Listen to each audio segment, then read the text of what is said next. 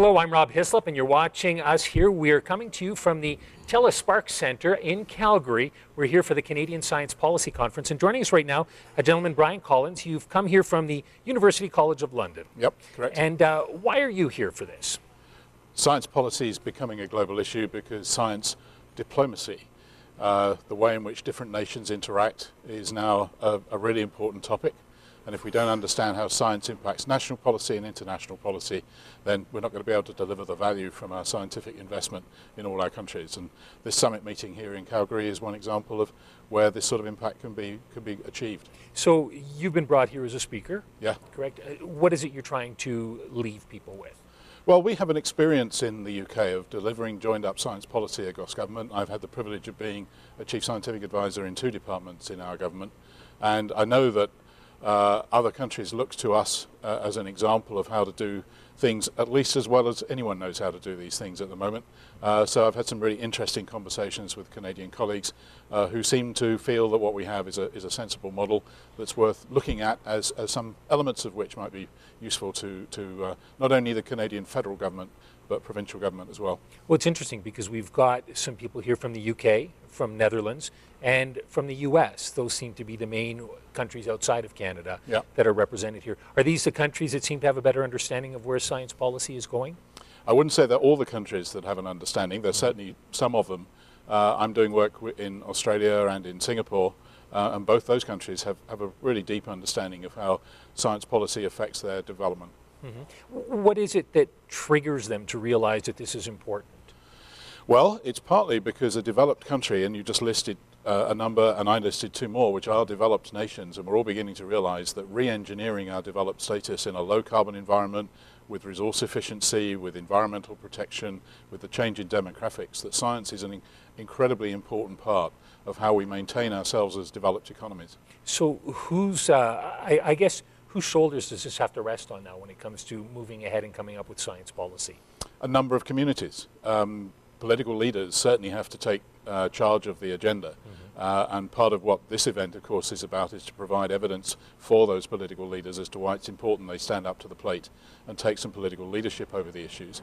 But the academics who develop the evidence, the industrialists who use that evidence in commercial products and services, all the parties have to play together. So it's a real joined-up thinking, and more importantly, joined-up doing around a number of these areas, particularly on energy, which has been a major topic, obviously, here today. Right. When you get invited to something like this, obviously you're here to speak and give your impressions. Have you taken a look at the Canadian system and drawn any conclusions? I have quite a lot of literature that I've picked up both online and in paper.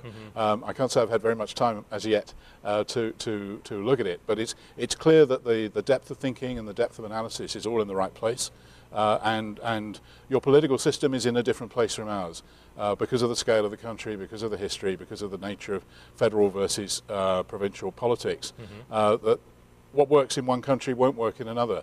But it's clear that the thinking is moving in the right direction with a fair degree of aggression, and that's a good sign.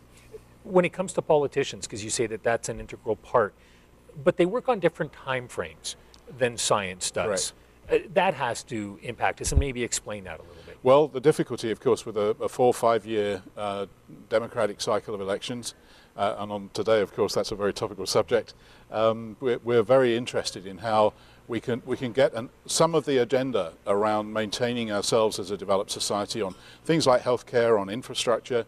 How do we maintain a apolitical view, which all parties agree on, are a sensible set of things to do over the election cycles as they go through, maybe with adjustments to the priority, maybe with adjustments to some of the financial mechanisms, how much is private money, how much is public money, but no debate about whether or not these things should be done. And if we can get to a situation where those things are not argued about every 5 years, then we'll be able to maintain some momentum on maintaining ourselves.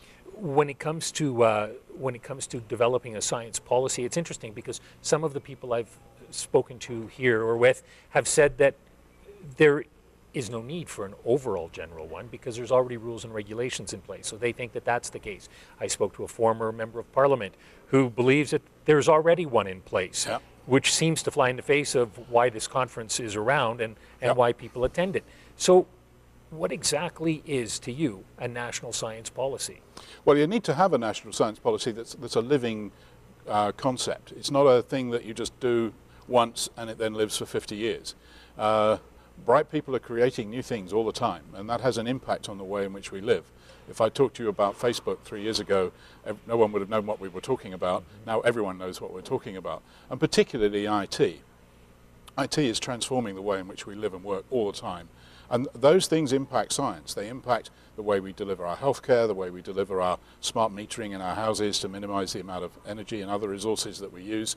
In transport systems, they affect the efficiency of those. So the science policy, the engineering policy that goes with it, which is really what I'm doing at University College London, they need living, breathing updates all the time to take account of innovation, of invention, of creation, of new knowledge as it becomes apparent.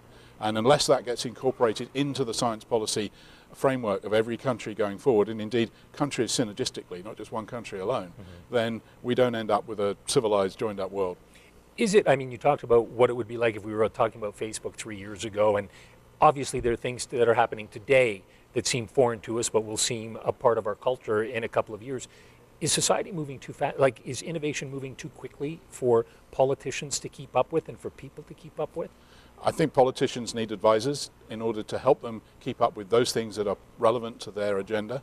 And indeed, that was exactly the role that I held in the UK government, was to help our ministers stay on top of developments so that they weren't overwhelmed either by the media or by their constituency, their population, their voters, with ideas about what was important. So that my job was to help them see where the frontiers were and decide.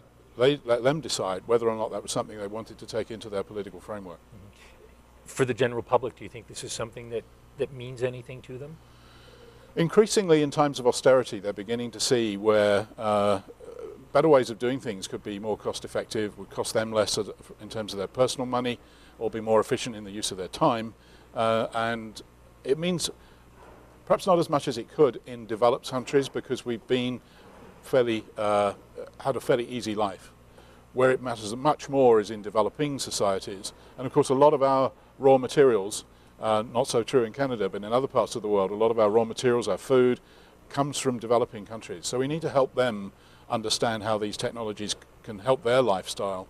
And of course there's many more people in those countries than there are in the developed world. This is the 4th conference that's been held. Do you see a benefit in it? Oh, enormously. Just meeting people from different circumstances, from different backgrounds, sharing ideas on what policy developments might make a difference. I've got some takeaways to go back into our own community back in London, and I hope I've left some ideas here as well. So yes, just international collaboration is going to be absolutely crucial to our growth and our capability to maintain ourselves on the planet. Brian, thank you very much for your time. Great pleasure, thank you. We've been chatting with Professor Brian Collins from the University College London.